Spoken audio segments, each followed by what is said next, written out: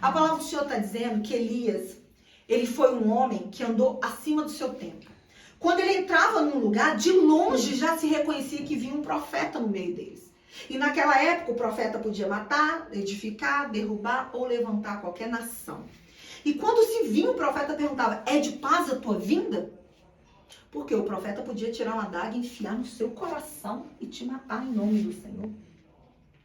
E ninguém era considerado culpado, porque ele era o profeta, servo do Senhor, ungido do Senhor. Lembra como o que Samuel fez com o rei, que Saul poupou, que Deus mandou matar? Ele tirou a espada e matou, porque se era para matar, era para matar. Então, o profeta naquela época tinha autoridade, tinha unção, tinha autoridade do céu e da terra. E Elias era um homem que aonde ele passava, ele profetizava, ele tinha fogo nos olhos. Ele foi aquele que fez os profetas de Baal. Ele falou assim, olha, se tem Deus em Israel, o fogo vai pegar nisso aqui. Ele jogou água em cima da lenha e jogou água em volta da fogueira, fez um rego e colocou água. Todo mundo sabe que a água não pega, o fogo não vai pegar onde tem água. Mas o que aconteceu? Ele falou assim, olha, chama os profetas de Baal, tinham 400. Jezebel foi uma mulher que ela espalhou a idolatria em Israel. Porque quando o rei Acabe se casa com ela, cria-se uma aliança. Naquela época as alianças eram criadas com casamento. Né, para não destruir a nação, juntavam-se em casamento. E aí, rei Acabe, ele cede a Jezabel, porque Jezabel era sacerdotisa de Satanás.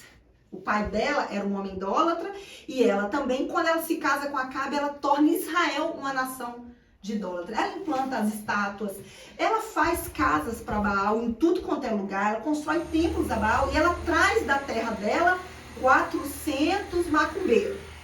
Você tem noção do que é 400 macumbeiros, tudo juntos? E eles se cortavam, eles tinham o costume de, imagina, se cortar com navalhas. Eles faziam sacrifício de sangue no corpo deles. Eles ofereciam a Baal, aos demônios mesmo. E ela, Jezebel, ela era uma sacerdotisa de Baal. O pai dela criou ela para ser uma sacerdotisa e vem em casa com Acabe, que era descendente de Israel. Aí o que Acabe faz? Em vez dele converter Jezebel, ele se corrompe e corrompe. O problema, muitas das vezes, não é a corromper uma pessoa. Que uma pessoa, quando ela é corrompida, ela faz o quê? Corrompe outras. É por isso que é muito importante você entender aonde você pisa, com quem você conversa. Porque as más conversações fazem o quê com os bons costumes? Corrompe. Você já viu assim, depois de uma conversa legal, você sai mais animada? Mais feliz? Agora, quem aqui já teve essa experiência? Levanta a mão. Sai mais feliz de uma conversa. Quem aqui também já teve uma conversa com a pessoa, foi na casa da pessoa, quando foi embora, parecia que estava carregando 500 quilos nas costas? Levanta a mão. Aleluia, não sou a única. Então, por quê? Porque todo ambiente, ele tem um peso espiritual. Todo ambiente vai ter esse peso. E quando Acabe faz essa aliança com Jezabel, que era adoradora do diabo, o que acontece? Esse peso vem para Israel, um peso de pecado, de prostituição, um peso de adultério, um peso de idolatria, um peso de sacrifício de sangue. Eles pegavam e se cortavam para oferecer o sangue a Baal. E eram rituais terríveis. E Elias se cansou daquilo. Um dia Deus manda Elias vir, olha, você vai desafiar hoje os profetas de Baal. Você vai dizer que o Deus que fazer isso aqui acender é o Deus de Israel. E ele lança o desafio. Imagina, você tem que ter coragem, sim ou não?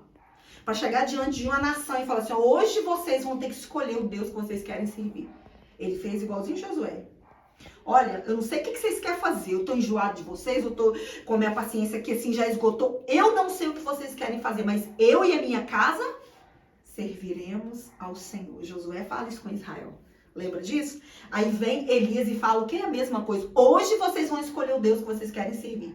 Porque ele não aguentava mais ver o povo se cortando, o povo com idolatria, o povo com imagem, o povo adorando a Baal e o povo se corrompendo. Porque Acabe fez aliança com Jezabel, que a gente vai fazer. E aí ele faz o quê? Ele faz, não, agora eu quero restaurar. E aí faz o desafio do fogo. Deus que responder com fogo. E aí começou. Pode começar primeiro os profetas de Baal. Os profetas se cortaram, ficaram o dia inteiro, chegaram até de noite. Elias, cadê o Deus? Cadê Baal? Deve estar dormindo. E Elias é até sarcástico, né? Cadê Baal? Deve estar dormindo, deve estar com sono, deve estar cansado. Chama Baal, porque ele não chegou ainda. E aí Elias clama a Deus. E quando Elias clama, vem fogo do céu e lambe a água em redor. Já imaginou uma coisa mais linda isso? O fogo que Deus mandou consumiu a água que ele tinha jogado em volta, enchido de água, consumiu a lenha e fez. E o verdadeiro Deus é aquele que mandou fogo consumir.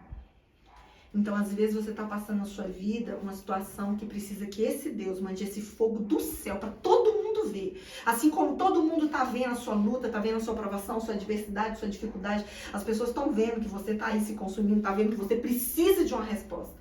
E essa resposta, às vezes, que a gente precisa, só o Senhor pode mandar. Mas Elias, sabe o que ele fez?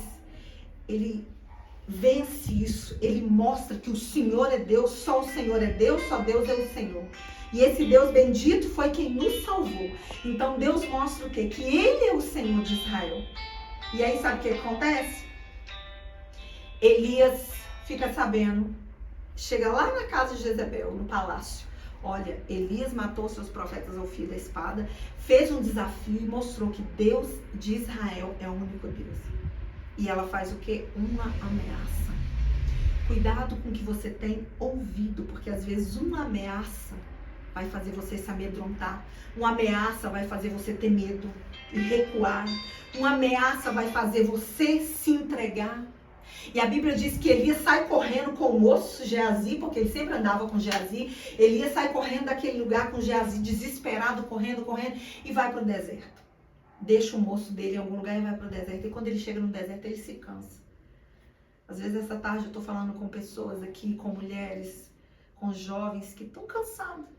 Não tem nada de errado nisso. A Bíblia diz que Deus enviou um anjo lá na hora que eles estavam cansados, sobrecarregados, estavam chorando, estavam se sentindo abalados. Elias, e a palavra do Senhor diz que no deserto não tinha nada, mas tinha um pé de zimbro. E aí eu fui pesquisar sobre esse zimbro, eu falei, o que será isso, né? Zimbro é uma planta que no deserto as folhas dele conservam o estado natural. Quando Elias encosta no zimbro, ele pede para si mesmo a morte, ele não quer mais sofrer, ele não quer mais passar por aquilo, ele está se sentindo sozinho, ele está no deserto, ele está ameaçado de morte, Jezebel está correndo atrás dele, e Jezebel era uma mulher terrível. E ela era rainha, a voz dela valia, e Acabe apoiava ela em tudo. Se ela falou que era para matar, ia encontrar e matar. E Elias, ele se entristece com isso, se encosta naquele pé de zimbro e deseja para si a morte. Às vezes hoje que você chegou aqui nesse culto, nessa tarde, o seu coração está como um de Elias, desfalecido, cansado. O problema não é você cansar. Cansa. Descansa quando você cansar. Não para, não. Faz igual Elias, encosta num zimbro. E quando ele estava ali desejando para si a morte, o Espírito Santo veio e foi consolando Elias e foi conservando a vida dele. Ó, Elias, você não quer morrer não.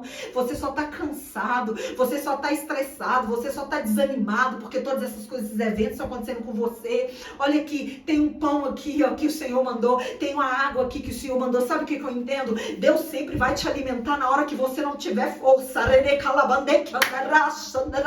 Deus sempre vai enviar água, que é o Espírito Santo, para te purificar quando você estiver impuro e para te alimentar e te colocar de pé.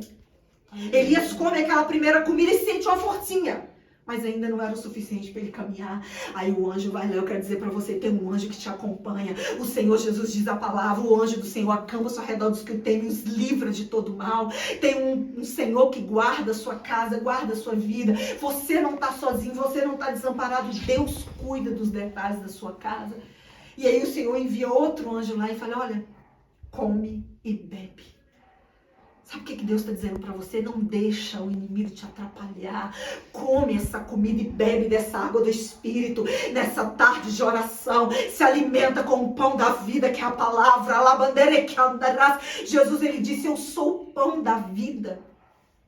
E eu sou a água, eu sou a fonte, de mim jorra. Lembra daquela mulher quando Jesus pediu água? Jesus fala com ela, se você soubesse quem está te pedindo, você me pediria água, eu te daria água. E essa água que você beber, nunca mais você vai ter sede. E aí o anjo fala com ele, olha, come desse pão, bebe dessa água, porque não acabou, não é o fim.